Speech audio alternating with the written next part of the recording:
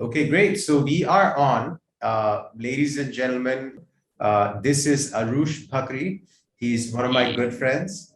I'll quickly give an introduction for Aroosh before I turn the table to you, Aroosh. But Aroosh and I became friends because of this common passion we share about VR and AR technology and just the spatial digital future in general. And yes. Aroosh has had The- a very interesting journey, which we will dive deeper into very soon. But welcome, my friend. Have you been doing? Thank you. Yeah, I've been doing good, and it's an honor to be here. I'm so glad that I could talk to you about what we're excited about and what we want to share with the world. Yeah, So, I this was one interview which I was very keen to do for a long time because I've known you for years now, and I think just before we deeper into your background, I think the quick summary of what is Aroosh in terms of what I know about you is obviously you come from India. Where in India are you from originally? so Panchkula to be precise, but not a lot of people know Panchkula, so I just still Chandigarh because they know Chandigarh. Yeah. Yeah, I'm from a tri-city. That's called. So there's Panchkula, Chandigarh, and Mohali, and I'm from Panchkula. So, yeah, it's in Haryana state. Uh, Okay. yeah, And that's. Mm, and so basically from Panchkula in India, you mhm. got fascinated with game development Yes. and you started learning about game development in India, I would assume, and then you Yeah. went to the US to study game development, right? So there's a very interesting story of how I got into it. So I guess till my 10th standard, I did not know that there was this field where you could make games and you would be paid money to do so. This was always something that really intrigued me of how people would make games. I used to think that people would just make them in their spare time and just release it. Yeah, so the once well, it was my board examination. So during my board examination, I was watching YouTube videos as any normal person would, watching a walkthrough of the game, and then there was this advertisement of for Full Sail University. At the end of that video, they were talking about that you could do a degree in making games, and I was really intrigued. Like, that's when I first realized that there's actually a job out there where you could make games and people would pay you to make games. And that's when I knew that, yep, this is what I want to do. And since my 10th standard, and this is the only thing that I want to do, and I put all my efforts into it, and here I am doing this for a living. And it's been a really fun journey, and there's a lot that I've learned, a lot of that I've seen, and there's so much that goes into game development that there's a lot I could talk about. There's simulation, there's 3D mathematics, there's physics, chemistry, there's a bunch. But yeah, I figured out that there's game development is an industry from watching a YouTube video. That's crazy. That's so basically like while playing a game, you came across an ad, or while watching a video of a game, came across hmm an ad, Yeah, and I think it was that PewDiePie. No, I apologize. I know PewDiePie. Uh, He's hilarious. Uh, he, so uh, PewDiePie video led you to an advertisement mm, for Full Sail University, right? Is yeah, that and that's a university in Florida? Florida. Yep, Okay. that is correct. And so Yeah, you they're said, one of the best schools out there for game development, and it's very well so because the game development degree, it's a lot to go through, but it's you get to learn a lot. Yeah. that's awesome. A shout out to Full Sail University for helping you Yeah. realize your dream. Yes, they played a big part in it. They did. Yeah, so that's what I've been doing. So I came to US when I was 17 years of age. Yeah, Okay. but it was back in 2015, I believe. Yeah.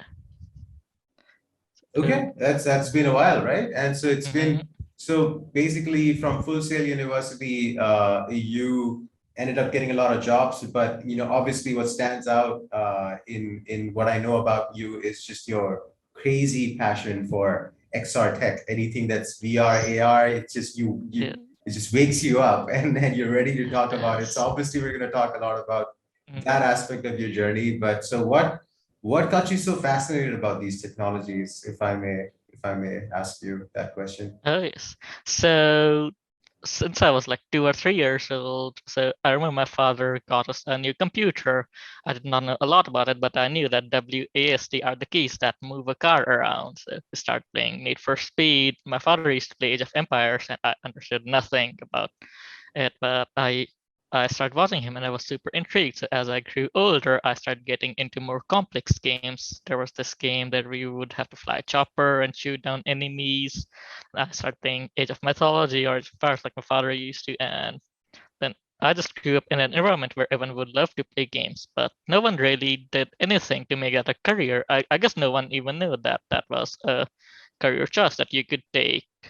Once I realized that this is a career choice I could take, I went to my parents. I tried to tell them that this is what I want, and they were not on board with it as any Indian parents. As that's what you would expect of Indian parents. And if you would tell them that you wanna go into movies, become a singer, or just do anything of that sort, be anything artistic, they might not be very supportive at starting. But then once you prove to them, I think that's when they will come around and that's when they'll support you. Okay, So, yeah. that's so wait, uh, you your interest in VR AR started from like games and I guess just the user Mhm. experience of it all. So you wanted to make something more elaborate in terms So of as I wanted to make games, and then when I was in university, AR and VR was something that was super new. Our school ordered this VR headset as soon as they released. And by the time I was in my final months of my degree, we had to make something like a final project in order at the end, or we could just go on the exams. But I wanted to make a project, and I was like, you know what, I want to make something in VR. So it was, since it was relatively new, no one in our school knew how to make something for VR or think of the sort. So me and my friend, his name was Sky, we took the challenge to make a VR engine before we even graduated. And in 4 months, we were able to make a VR engine, and that's where all of this started, the journey into VR and AR. VR engines. So like, are you talking about like a game engine of your own where you Oh, could, yeah, I made my oh, own game engine from scratch, did my own mathematics, my own physics, my own collision detection, everything did on my own. that's crazy. So basically like a mini version of Unity or Unreal within Yeah. a month. Oh no, it took like 5 months. Okay. We made this God of War like game in VR where there's a so you're in a coliseum and there's like waves of enemies coming at you and you have a sword and a shield. You have to protect yourself Yeah. against the enemies and just kill them. That's amazing. Yeah, I think this is what I remember. The first time I had a chat with you was when Mm-hmm. I was at Fox when we were trying to build a VR MMO and pitch a Mm-hmm. VR MMO at Fox. Yeah. And I wanted support from developers for that project. So I remember talking to you on the phone. And the first Yeah. thing that I remember was we can make our own game engine. That's what you Uh-huh. said. And so Yeah. this brings back that memory to me. I was like, this guy wants to make his own game engine? What? This I've is done gnarly. it was gnarly, but well, I had done that before, and yeah, I was confident I could make. You know, even if you want to make a new game engine right now, I'm ready to start making a game engine right now. Just say the word. That's awesome. I love it, man. I love it. Uh, and so okay, so that's great. So you probably what started back in when this is when the Oculus DK1 was out, or Hmm. which dev kit are we talking about here? So it was the version 1 of Oculus 5. That's where I got my hands on, and that's when I started developing this engine. Okay, so you've been someone who's been at the forefront of VR game development right from like this the first wave, if you will, of VR hardware. Oh Start yes. 2013, 2014, right? Is Mhm. that's what it sounds like. So you've definitely been someone who's been involved in this space as a developer right from the beginning of the journey of when Facebook acquired Oculus as a company back in 2013, 2014, Oh yeah, and that's when they right. acquired, and then they took like 2 or 3 years to get their first headset out of the market. And that's when I started working on it and making my own engine. I remember back then we would never really get 60 frames per second. We had to work with 30 or 20 frames per second, and it was so nauseating. But then it all started to get better. Well, it was nauseating because we were shitty game developers too. I mean, I was not the very good game developer, but by the end of it, started to learn how to optimize my games better, how to optimize my engine better, and do a better job at doing what I do. Got it. Yeah, I think that I remember as someone who was just tuned into the conversations of VR devs that the whole 60 frames per second was a critical component to ensure that the experience is not nauseating and the brain can interpret information just like it does in the real life. And that was like the differentiating factor between good VR development and like bad VR Oh development. yes. Oh yes. And there's quite some tricks that we picked up while doing that. So one of the best tricks that I found that so no one believes me when I tell them that this trick works if you're ever nauseated. But so if let's say you're playing VR, you're playing something that's in low frames, or you're just nauseated because this is your first time. So what you could do is let's say you have a big table fan, you turn that on full blast, make sure you're in front of it, and that's it. You just make sure your face is in front of that fan and it's blowing air straight on your face, and you'll be good as in like a few seconds. Interesting. Mm-hmm. Interesting. So basically, while one uh, side of the world keeps talking about, oh, VR is just useless because it makes you puke and like you don't even want to be in there, right? You have this other part of the world, which is you, is like that's actively trying to solve those problems. Like, no, no, no, this problem can be solved. And there's a lot of value to be in this spatial digital world. I mean, you can play games, you can play so many things, right? So obviously, you must have felt a lot of I guess, resistance from certain people about your interests and just your crazy passion for these technologies. Tell me more about that and how did you deal with it? I'm glad you brought this up. So when I first decided that I wanted to make my own game engine, so that was the first barrier, let's say, I had to face. My teacher or my mentor, he was kind of reluctant and sarcastic. Like, you sure you could make a game engine? No one in our university has made one. And I kind of took it as a challenge. I smiled and I asked him to give me a few months. There was a lot of crying, there was a lot of figuring it out. But then our team was one of the few teams who had made a VR engine from scratch, and that was worth experiencing. I got to learn so much about it. That was the first that's the barrier I had to face when doing this VR development. Got it. Then there's but then when you join companies, since this is a new field, you never really know when where the next funding is gonna come from. Are you gonna have a job next day or not? It was very well volatile in the early days, as you might know, but it's all starting to change now, and it's all starting to pick up. That's interesting. And just before we carry on, do you want to maybe turn your camera a little down so that your face, yeah, this is good. Yeah, perfect. Maybe a little bit more down so that your shoulders are visible and you're like perfectly in the frame. There you go, brother. Yeah, thank you so much.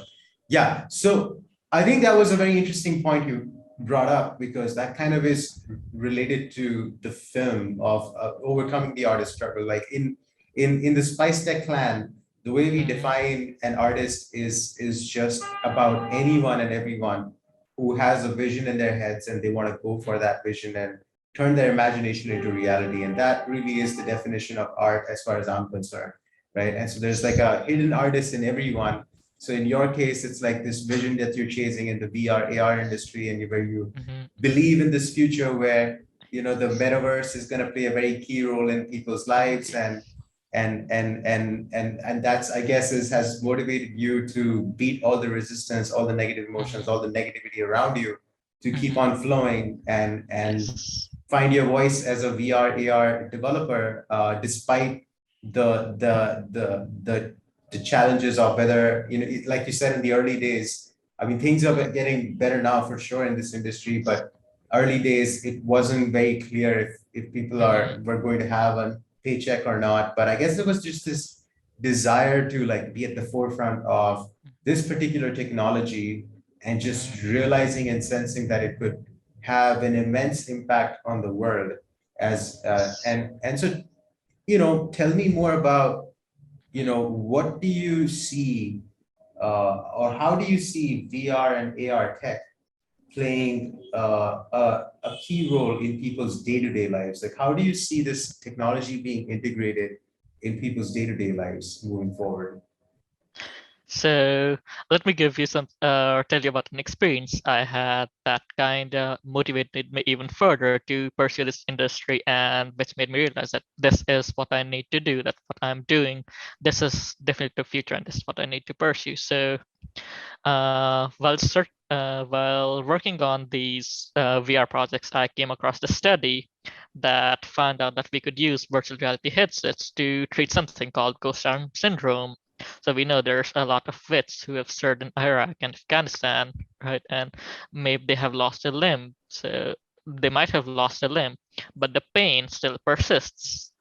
It's almost so that they won't have their arm. Let's say they don't have this arm, right? But they will still feel pain in this arm.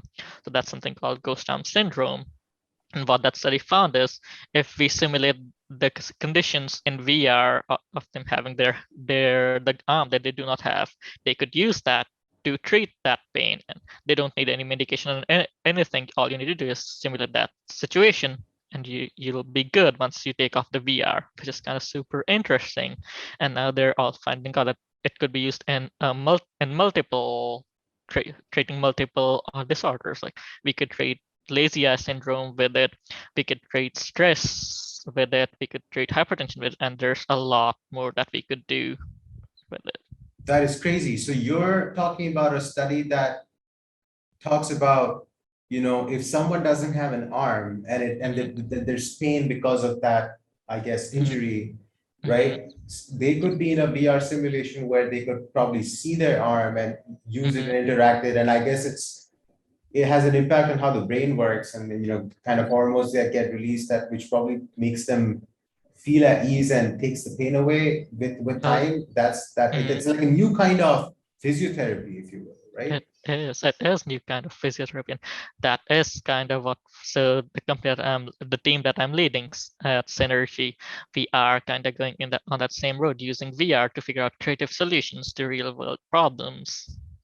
That is fascinating. I love this use case. I know that I remember every time I would spend time with doctors in Los Angeles, doctors of Cedars-Sinai Hospital. I had an opportunity to get dinner with some of them.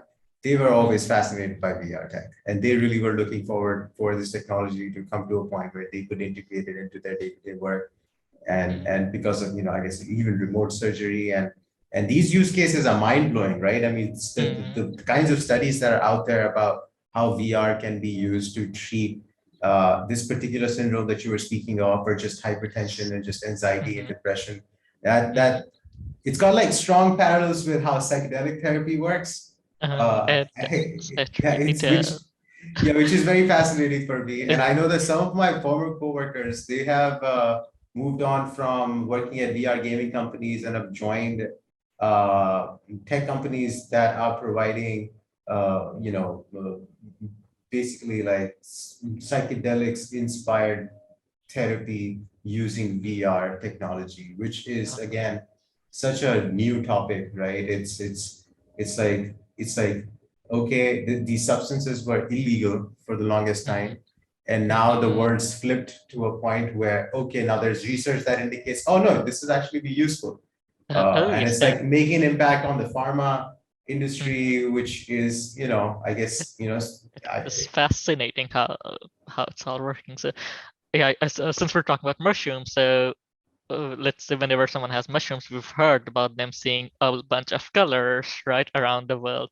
What that reminds me is of fractals. A fractal is basically that's a texture with infinite resolution. So maybe think of being inside a kaleidoscope, which is kind of fractal, and you could see all these patterns, which could give you a sensation of being on some kind of hallucinogenics, and they could be used to treat something like anxiety or pain or a bunch of conditions like these. Is fascinating. Something like, as you said, hallucinogenics do. VR are doing that. Uh, that is definitely like, I tell you what, in this moment, what I feel like is for the longest, I'm a bit older than you. Although I'm not that old, but like I'm definitely older than you. Uh, and a lot of times I as part of this film, I'm just mhm, gathering perspectives from so many people about everything, mhm, right? And it's mhm, just every time I talk to some, like, especially for like, say, psychedelics, something like psychedelics. mhm. If there's so many perspectives I get, some lean on the political right or the political Mhm. left, it's just like everybody perceives reality so differently. And I so it's crazy how, you know, it's crazy how people determine their truth on a particular topic. Like in this case, your truth is based on all these scientific studies around mhm. psychedelics and everything that's emerged from those studies. And then you being so convinced about your opinion that you're freely talking about all this stuff, and then while there's a lot of other people who perceive these things in a very different manner. So in this moment, I guess I just want to highlight the beauty of filmmaking is that it's kind of like peeling a layer of reality one Mhm. step at a time Once. until you can reach and share the common Mhm. universal truth for everybody Yes. based on some Yes. logic, right? So Mhm. our film is going to touch on the psychedelics theme, that Mhm. is for sure. Uh, And uh, that is intriguing. yeah, it Because is. It is intriguing. It's something new. I think it's we're almost at a time where people have started talking about this a lot more mhm. than they used to in the Yes. past. But the VR AR industry has always been fascinated by psychedelics.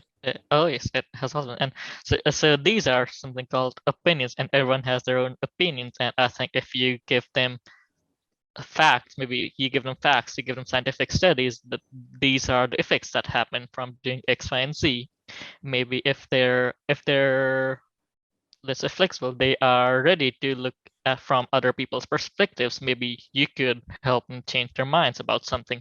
Maybe we're talking about psychedelics, but there could be a bunch of things like you're making a movie about flow arts, right? Did I say it right? Flow arts, right? I guess let me just kind of give you some context about why it's flow arts. I mean, it Mm-hmm. was something that I got into because I just wanted an activity that takes my mind away from all the negativity in my life.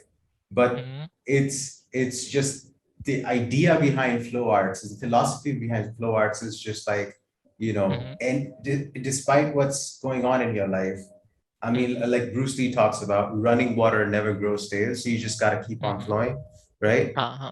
And so that's the idea. And so, if the film is related to the artist struggle, so it's like, hey, life's gonna just keep throwing curveballs at you. Mm-hmm. And it's just one tagline that I really like is, hey, running water never grows stale, so you just gotta keep on flowing, right? Like you have been in Yes. your own journey. And so that's how, just very quickly, like that's why flow arts is there.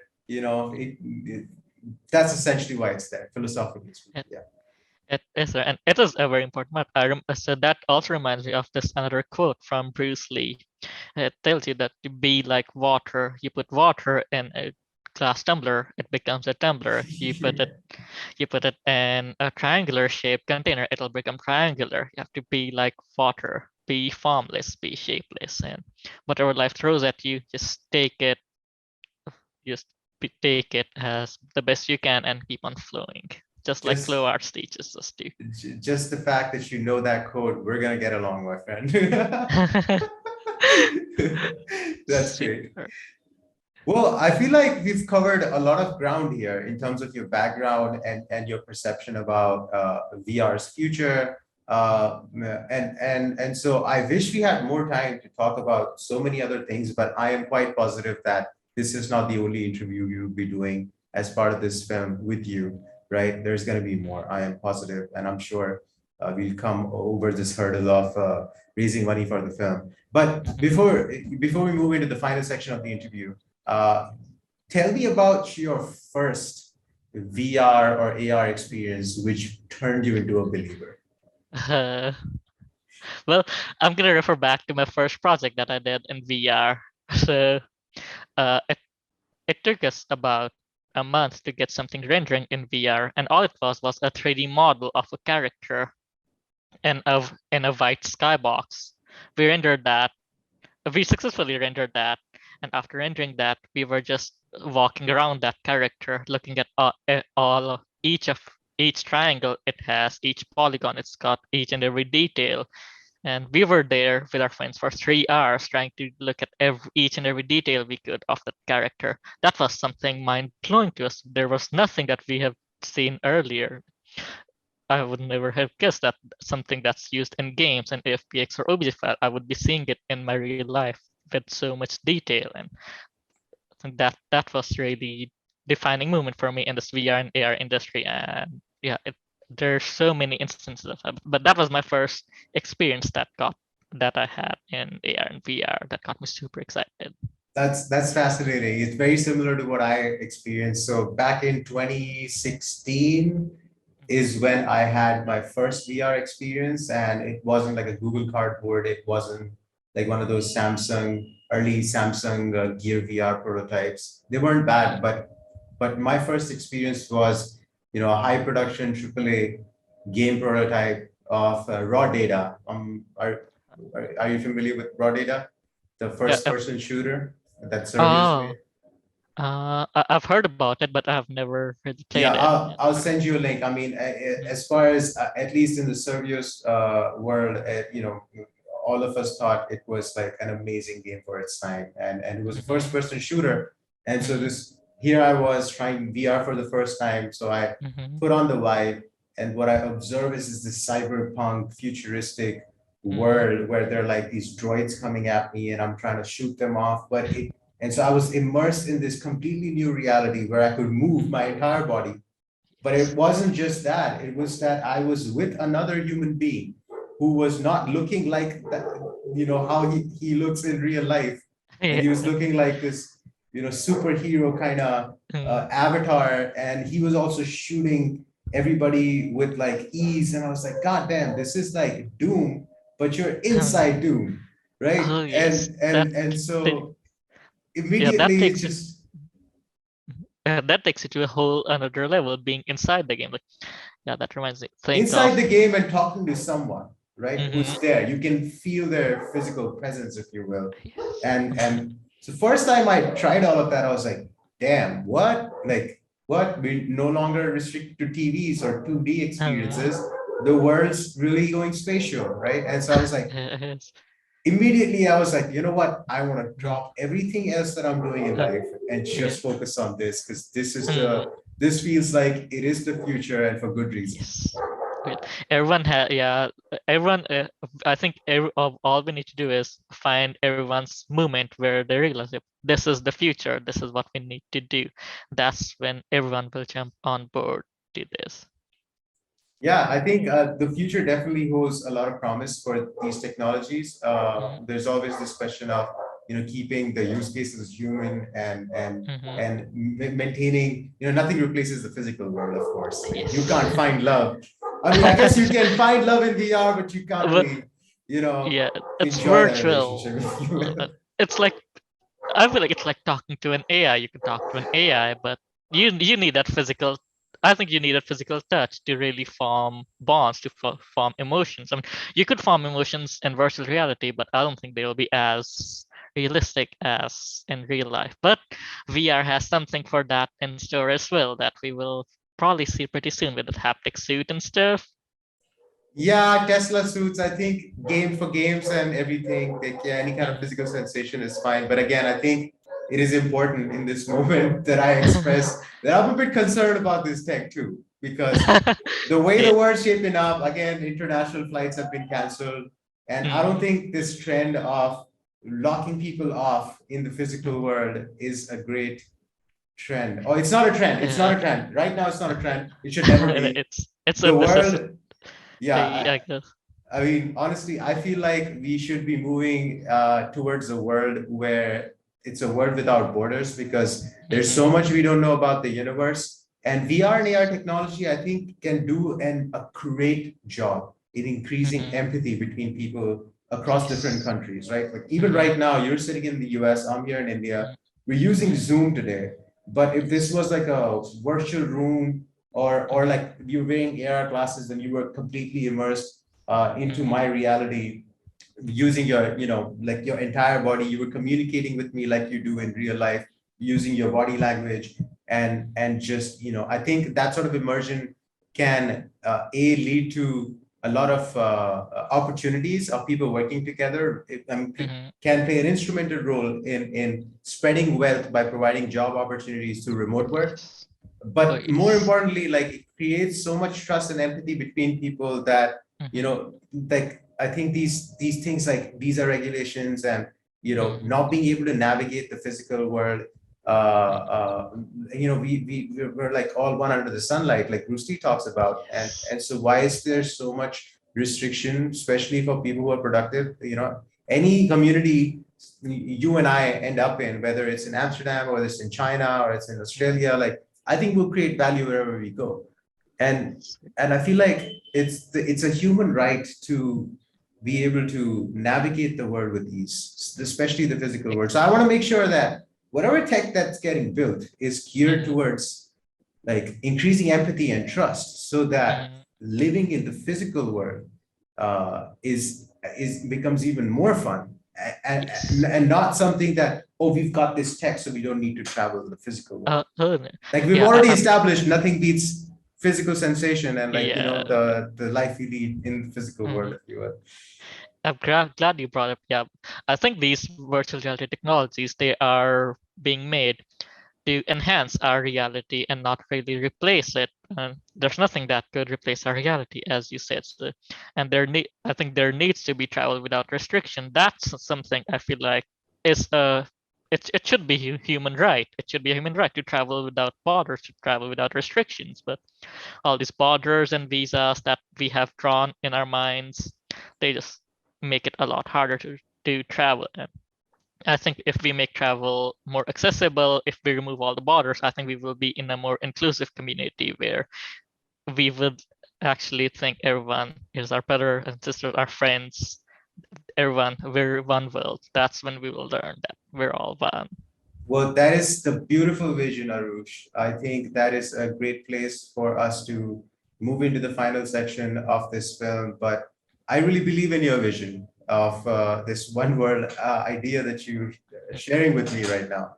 And I'm sure, like, slowly and steadily we'll start seeing some traction for that idea. And VR and AR, I do believe, is going to play a key role in helping the world get to that level of trust with each other, I suppose. Okay, that's great, my friend. Before we wrap up, do you want to quickly share some of your reasons to support this film project and just urge people to donate to our fundraiser, please? Yes. So while I was younger, I was into the sport called roller hockey. I was back in India. So it wasn't very popular. So I had to fight in order to do something, in order to be heard, in order to show that this is something that we could really do. We could represent India in real roller hockey, but everyone was just interested in cricket and they did not see anything other than that. And now I feel like you're kind of going through the same thing. You're trying to show India and the whole world that there's a thing called flow arts which could bring us together. It's beautiful only if you pay attention to it. So I feel like I've been through what you're going through right now, and I really want everyone to help you make this become a reality, so everyone could see what flow arts is and how beautiful it could be. Well, thank you so much. And I promise you, the film's going to have a lot more stuff than flow arts. We're going to talk about VR, AR technology, which is something that, I felt similar to you when you were promoting the sport you speak of. And I mean, VR, AR technology definitely was something that when we first started was not very popular. And it's always a challenge to bring new ideas into the mainstream, right? And that is the artist struggle, because you're manifesting a vision that's difficult to turn into reality, but it instills a lot of meaning and purpose into people's lives. And that, I believe, is the central theme of the film. And it's definitely going to have some flow arts. It's going to have some amazing flow arts. That much I can guarantee. I'm excited to watch you make your film a reality, and I urge everyone to please donate and anything that you could, anything that you could really helps. And we want this to become a reality. So do whatever you can to help Ashish make his dream come true. Thank you. It's our dream because you're part of Sorry. this film, and Mm, we will have a VR AR team, and I mm, think it's going to be incomplete without your presence. So thank you so much for your time today and sharing your journey with me.